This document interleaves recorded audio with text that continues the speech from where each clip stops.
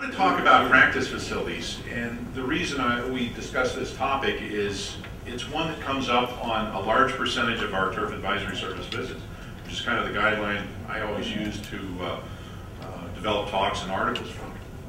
Practicing has become incredibly popular, and it wasn't always that way. You know, in the good old days when I was growing up, you know, driving ranges were, you know, 20 by 20 practically, and you bought a bag of balls or a bucket of balls and you hit 15 or 20 and then you go out and play.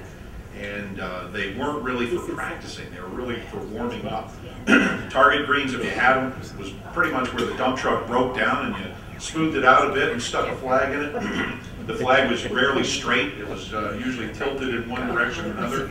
And chipping greens, wow, they were, you know, very intricate. They were a flat area, usually also where the dump truck broke down. And so practice was kind of an afterthought. And if you look at any of the old courses in the area, none of them had practice facility years ago. And that's probably the biggest limiting factor now with great old courses that don't have any more property for practice facilities. So the lucky ones have some extra land, but plenty don't. And that's their biggest limiting factor. So not a very exciting putting green, just sort of a level area and got a couple cups. This is not the club I grew up at. Mine wasn't actually this nice. That is a private club. That picture was taken about 15, 20 years ago. And they had such a small area. They put up these cost-effective and very durable barriers so the golfers wouldn't hit each other. And man, that was a top-flight short game area a few years ago. Notice the tilted flagstick there. So times have changed, and I think everyone here would recognize it. And the biggest factor that has changed how we practice has been unlimited range ball programs. That has been the death knell of driving range tees all over the country. And when you paid for a bucket of balls, you hit a bucket. When they're free, you know, I'll take 5, is kind of the attitude I think many people have. And practice facilities now are designed to address all facets of your golf game, which is great. But golfers want a realistic simulation of the conditions you're going to find on that golf course, maybe even on other golf courses. And good turf is expected, you know, regardless of how much area you've got. And most ranges are range space challenged, I should say. So the unlimited range balls, man, that just has led to increased usage.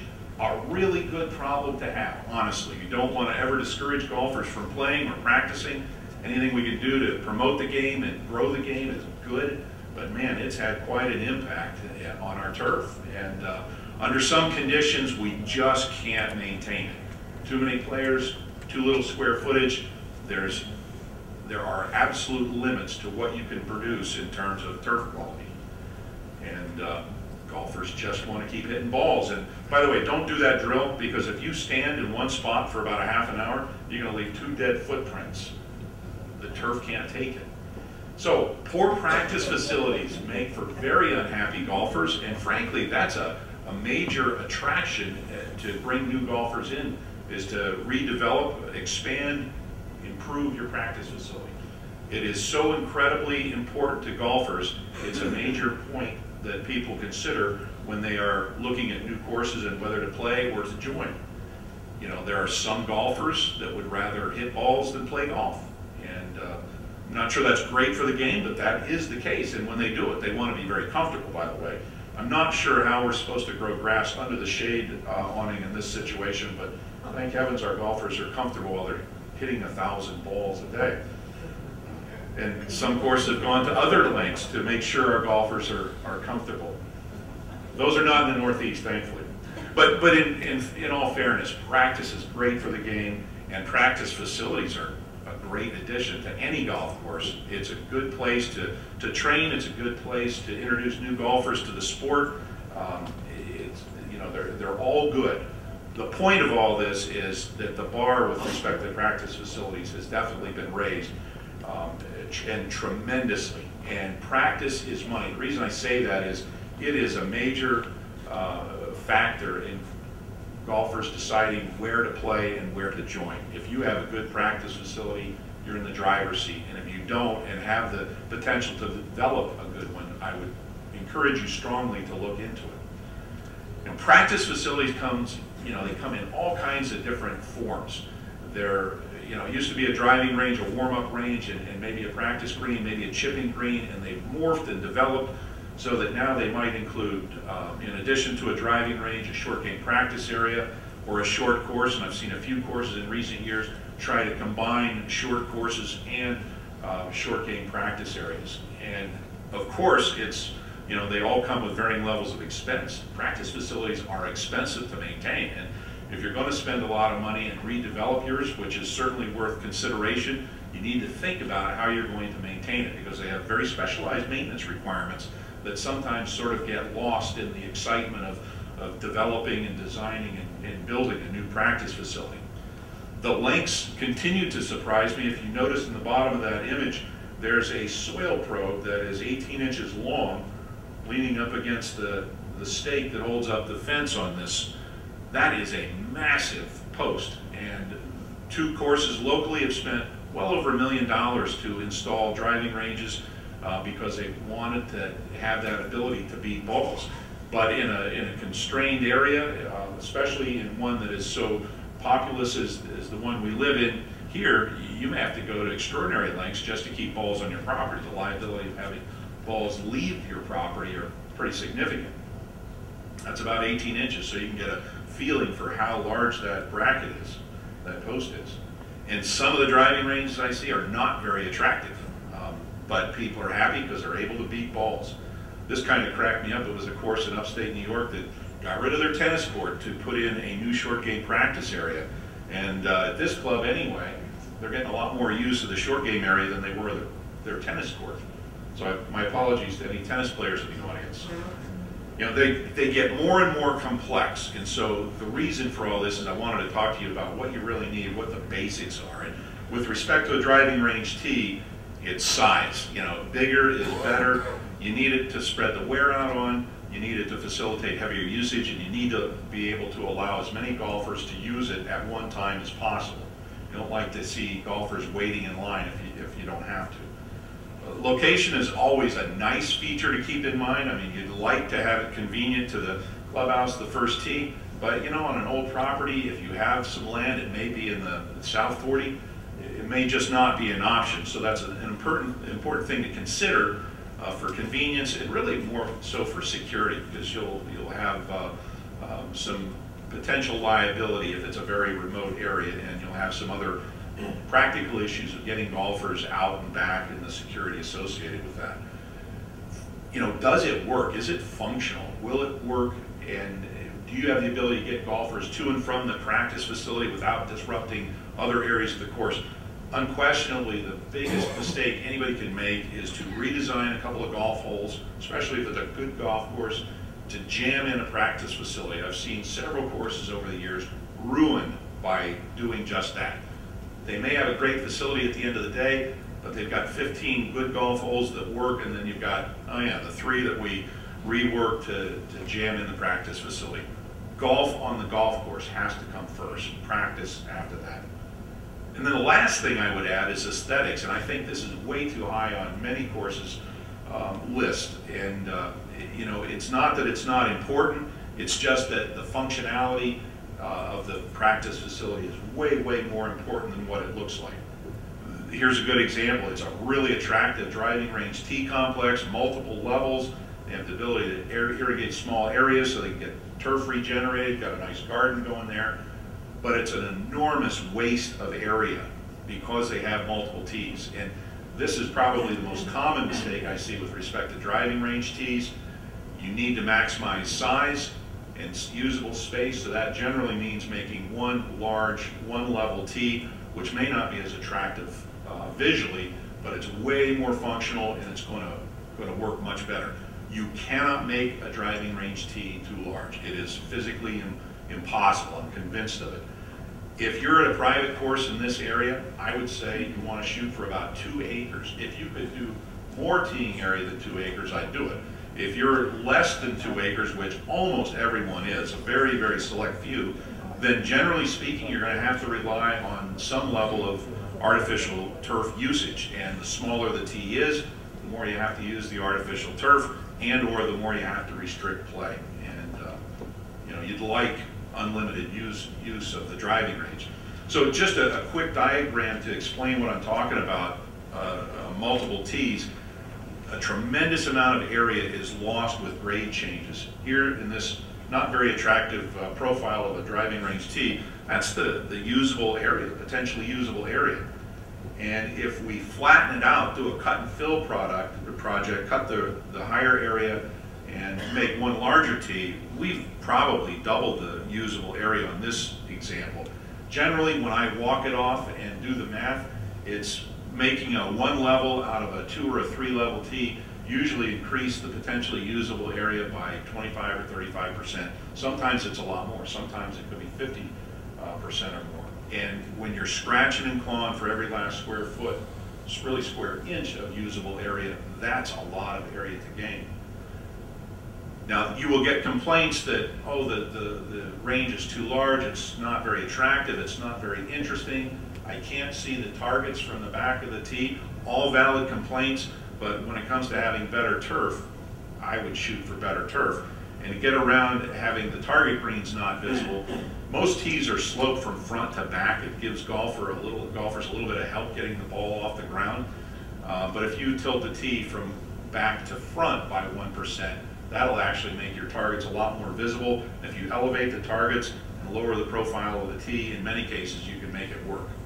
So this isn't a very sexy, very exciting looking driving range tee and short game area, but it's pretty darned effective. It's large, and that's what you need. You can't come over, you can't get beyond the size requirements. And then the next thing you want to talk quickly about are the targets. And I've seen all kinds of intricate targets built out in the range, and they're very interesting. It adds to the golfing experience, but be reasonable. You know, keep them fairly simple. Some courses will actually duplicate greens on their course as target greens, perhaps scaling them down. They'll put in bunkers. Well, if you put in fake bunkers, which is just a hard packing sand in the shape of a bunker, you'll get that effect of having a bunker, but you can still drive a ball retrieval piece of equipment through it. And if you create real bunkers, then people physically have to go out there and remove golf balls from bunkers, thereby increasing your labor tremendously. You don't want to make the contours out in the range too intricate, because you'll have difficulty. The ball retrieval staff will have difficulty negotiating those turns, and you'll wind up with a lot of damage. Ball retrieval equipment is really hard on turf, and if you have a lot of sharp turns to make, you're going to have very poor turf conditions out there, and it's really just not worth it. So make the features fairly large, keep them more towards the center. One of the funniest mistakes I ever saw made, that they built berms around the perimeter of the range to keep balls in on property, and then they tucked target greens right up at the base of the berms. And so anybody that aimed for those and went wide right or left was, you know, they sort of were circumventing the whole purpose of putting the containment berms around it in the first place. So, you know, 3 or 4, maybe 5 target greens makes sense. If you get too many of them, it just gets a little confusing and a little bit harder to maintain. And generally shaded towards the center, so you are containing golf balls. So let's shift over and talk about short game practice facilities very quickly. You know, just a few design considerations. Same thing as a driving range. You'd like it to be convenient, you know, hopefully close to the pro shop, the clubhouse, those areas. But even more important, I think the green has to be large enough for, you know, more people to as many people to use it as possible. And the tendency often is to create these longer shots, you know, a 50 or a 60 or a longer yard shot. But unless you have an extraordinarily large piece of ground to fit in your practice area, if you have one person hit 60, 70 yard wedges, probably very few other people are going to be using the facility because they'll be in range. So consider golfer safety. Consider also that hitting longer shots is a lot harder on the turf. There's bigger divots, and so that requires more maintenance and more area to spread that wear out as well. So larger really are better for golfers and easier on the turf. So think big, and then create every type of shot imaginable. And I used to think when I first started looking at these and seeing them that you wanted to create every type of shot that you have on your golf course. But you know, it's logical. We all travel, golfers go to other areas, so even if you don't have bump and run shots at your course, I would try to incorporate them into the practice facility, because you really want to try to hit every shot you can imagine at your short game area. You know, uphill, downhill, side hill lies, fairway and rough, you know, the deep bunker, the shallow bunker, the longer bunker if you can work it in, and so on and so forth. Now, this is a short game area that I saw a number of years ago. It was one of the early ones that I remember being built in the area, and it was actually pretty nice. A fair number of golfers could use it at one time, but it wasn't very exciting. And I've seen many more since then that have gotten more and more intricate, and we've learned along the way. And so here's what I would suggest now. Number one, the early practice facilities usually weren't very big, but the key is, however large you make it, you want to create different zones on the green to hit to. And you want to arrange the bunkers carefully so that they don't interfere with one another, and so that they can hopefully play to different areas without, you know, risking injury to the adjacent golfers. So this is sort of an early version, and I apologize for the crude drawing. I will never be an architect. I'm sure it conjures up all kinds of things, the shapes there, but we'll just move on. So. It's a bigger version now, 10 to 12,000, you know. Honestly, even that can be increased upon. The larger it is, the more different types of shots you can hit, and the more different people you can have using it at the same time. You're putting a lot of money into this, and if you can only have 3 or 4 or 5 people using it at one time, you're not really serving the needs of the most of the golfers. So I would encourage you to develop one that could, you know, handle as many golfers as possible. You know, maybe different plateaus, but different distinct zones on the green to play to, so that you're not hitting balls, you know, across. Well, you will be hitting balls across, but you'll have enough room to spread out so that each area can be played to by a different golfer. Some other design considerations. You know, you learn a lot as you go along in life, and one mistake I saw made, of course, went to a lot of trouble to build a really good practice facility. All the bunker shots were into their prevailing wind, which they did not realize until after it was built. And they had a pretty strong prevailing wind, so guess what? Not many people ever used the bunkers at that course on the short game area. You want a lot of fairway area to hit from, because that tends to be pretty popular. But honestly, if you don't get the grass contours right the first time, that's not a big deal, because you can always, you know, buy a little sod and reshape the fairway and rough contours. That's not a very big deal. And even though I told you earlier that I would not try to encourage people to, maybe not even allow them to hit 50 or 60 yard wedge shots to the green, incorporating a long tee is really a great idea if it can be done and just used on special occasions, maybe a par 3 contest, or as a 19th hole if you're doing some work out on the golf course. It's an old idea, having a 19th hole. Some courses in the area do have one, and it's a big advantage if you can work that into it. It's real important to develop a code of conduct. You know, what is permissible, what's not, what's discouraged, what is not, that sort of thing. And here's just an example where they really underestimated the amount of fairway that they wanted to have in their design, and so it was pretty much depleted within the first season. So, you know, buy a little sod, reshape the contours. It's not a huge process, and you can fix that kind of a thing. Here's another larger facility, not my design, it was sort of a copy of one, but I liked it because it created all the different things that we're talking about. You can play it from multiple different directions. You have different lobes, different areas to play to. You've got the short, the longer bunker shots, shallower, deeper. You can't really see that, but they're included. And that will support usage of a lot of golfers. It's a really good practice facility, but it's going to take a lot of area. That's probably over an acre. That's probably a couple of acres in size. And make sure that you're not designing your bunker shots to be hit into the wind, or all your shots to be hit into the rising or setting sun, because that will really discourage morning or afternoon play.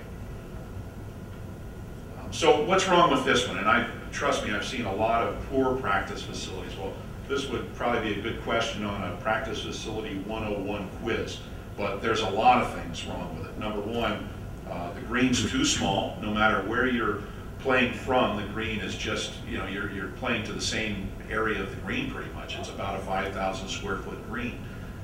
There are really too many bunkers in this one, and they're parallel to the ball flight. So if you're in a near bunker and you've got somebody over your shoulder, they're not going to play, or you're not going to play.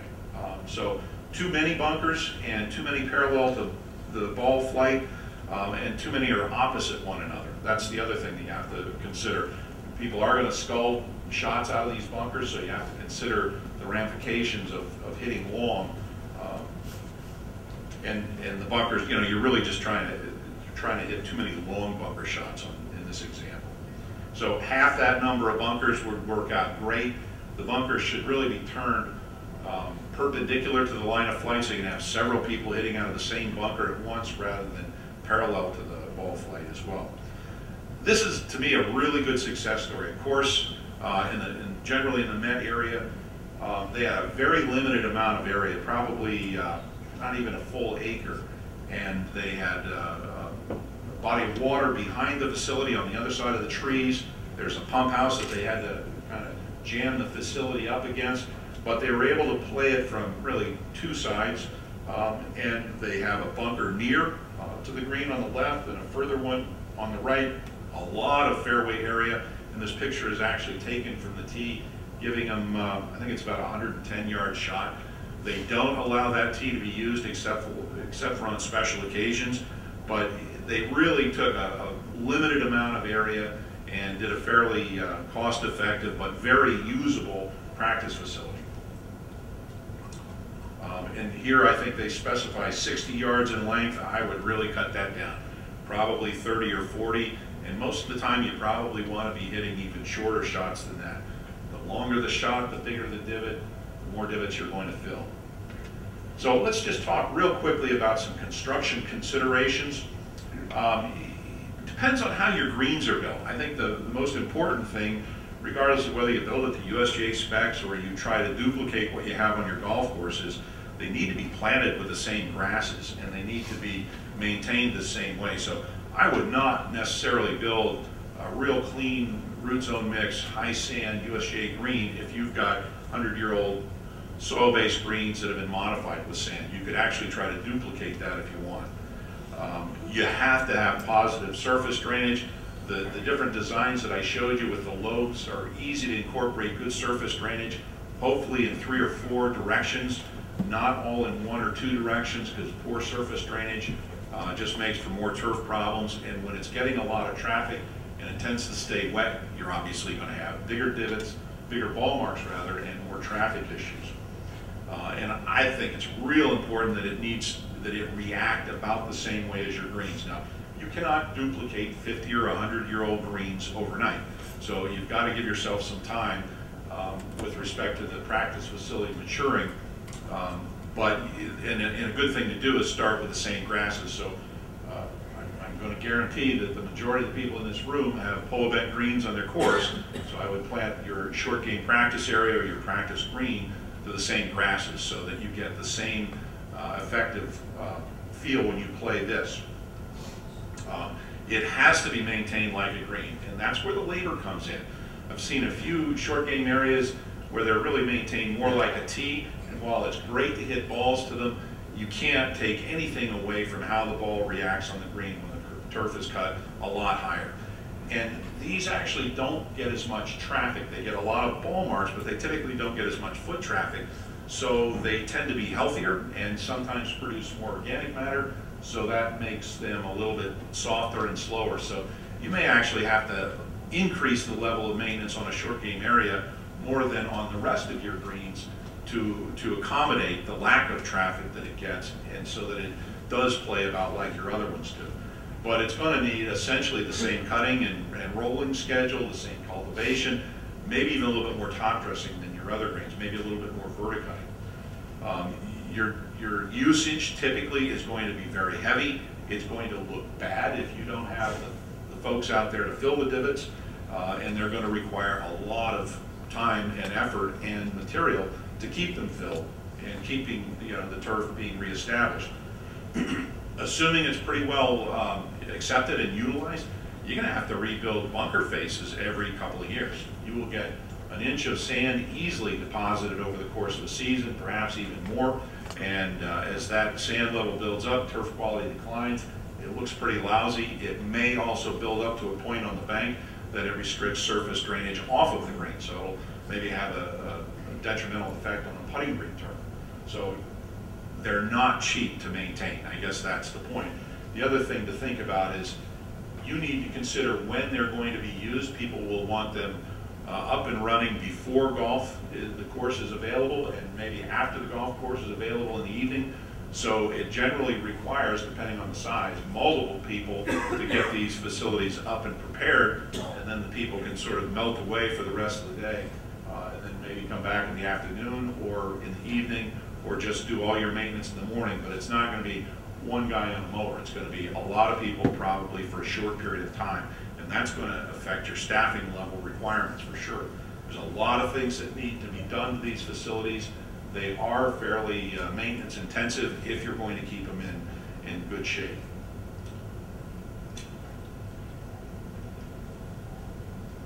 Last thing I want to go over, just a couple of things. Consider the growing environment. A lot of times people are scratching and clawing for a corner of property, and so you jam a green up into adjacent property and their trees shade your green, and you've got a problem. So if the facility cannot be successful, you don't want to build it. So be sure to consider the growing environment that you're going to put the new driving range tee or the new short game area in. If it's heavily shaded, it's not going to handle as much wear. It's going to take a lot longer to recover, and people won't be happy at all with it. A driving range tee in the shade, that's just as important as it is not putting a green into a shaded corner of the golf course. To show you a few pictures, they come in so many different shapes and sizes.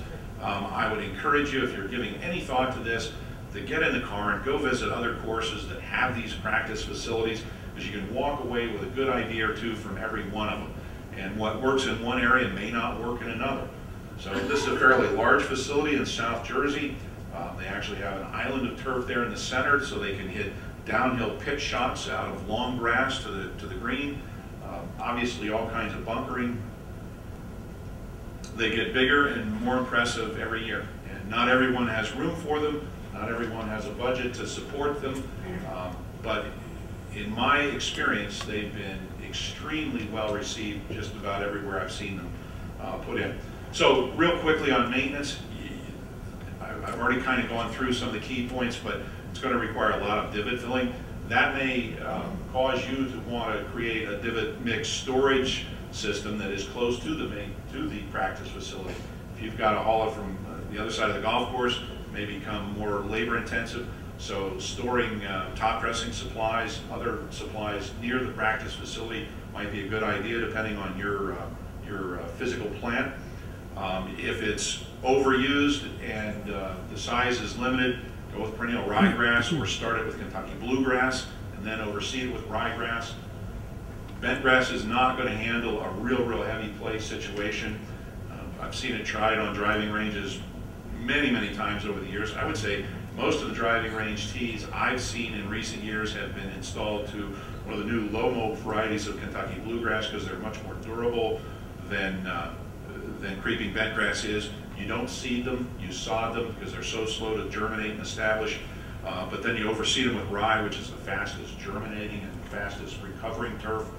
And depending on how they hold up over a few years, you may want to repeat that process. Just resod a driving range or the turf around a short game area, depending on the level of usage.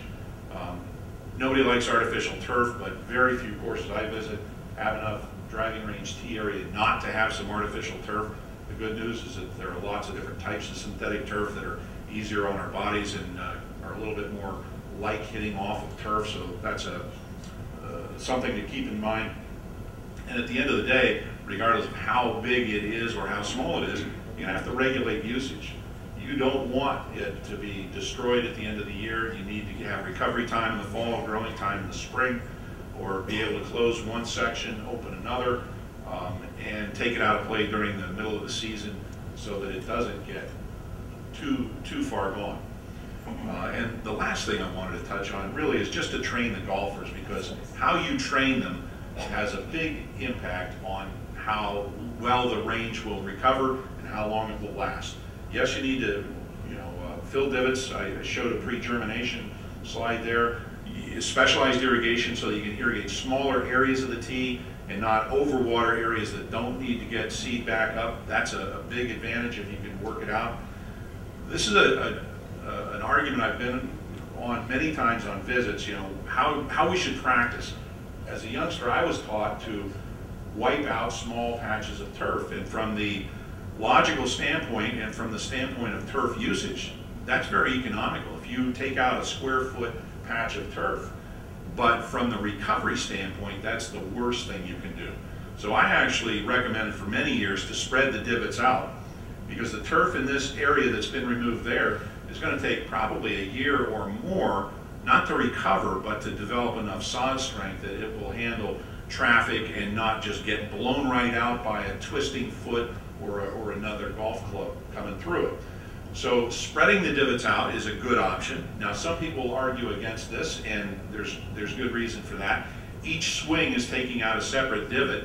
So upon further review, I would say the best way is to actually practice in lines, because 50%, probably 80% of the turf recovery is going to come from lateral regrowth of turf.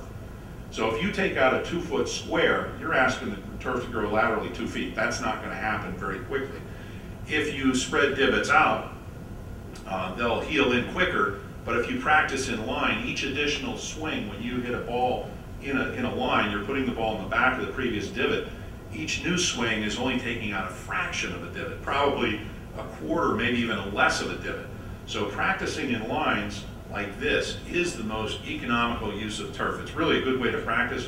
Every tour player I know practices this way now. They're all setting up different devices to work on their alignment. I just have the problem of my divots sort of curving off to the left a little bit. I don't know where that is coming from. So if you see X's out on your driving range, you know I've probably been there. But it's a great way to practice it. It helps you work on your alignment. So, but whatever you do, do not do this, because that turf is going to be lost for a very, very long time. And while it is economical in terms of turf usage, the recovery is going to be so long, I don't think it's a good thing. So with that, I will say thank you. I'll open it up very quickly for a question or two, and then we'll have to move on. Yes, sir. Given limited space, do you ever see so-called nursery areas used as chipping areas? Okay, the question is, given limited space, do I see nurseries used as chipping areas? Yes, the problem is after they've been used for a chipping area for a while, people forget that they were really supposed to be a nursery, and then you catch hell when you take plugs out to repair something. So as long as everybody buys into the fact that it's a nursery, I don't find that to be a problem. You just have to remember, everybody needs a nursery. You need insurance for your putting green turf, other areas, but especially your putting greens. Blake. I saw on the slide that said fertilizer rescue. What number are you talking about there? We have fertilizer limitations now. Honestly, I see driving range tees getting 5, 6, 7 pounds of nitrogen a year. That's not uncommon. Pound a month, probably. Kind of depends on what kind of turf you're growing. And some people say, well, I'm a little bit worried about having disease if I fertilize that heavily. Well, if you don't fertilize that heavily, you won't have any grass, so I guess you'll cure the disease problem. So I kind of throw away the book when it comes to that. And pre-germinating the seed actually helps a lot if you can develop a system. It doesn't need to be very complicated. All right, one more question. How practical it is to try to close the tee for, say, an hour period of time, like July and August, and one of the teeing areas are very small facilities? Are practical to ask golfers to leave for an hour? There are a lot of golfers in here. I should turn the question to you. I would say it's a really good idea. The worst thing you can do is throw a lot of water on the entire tee and overwater it to get that small damaged area to regenerate.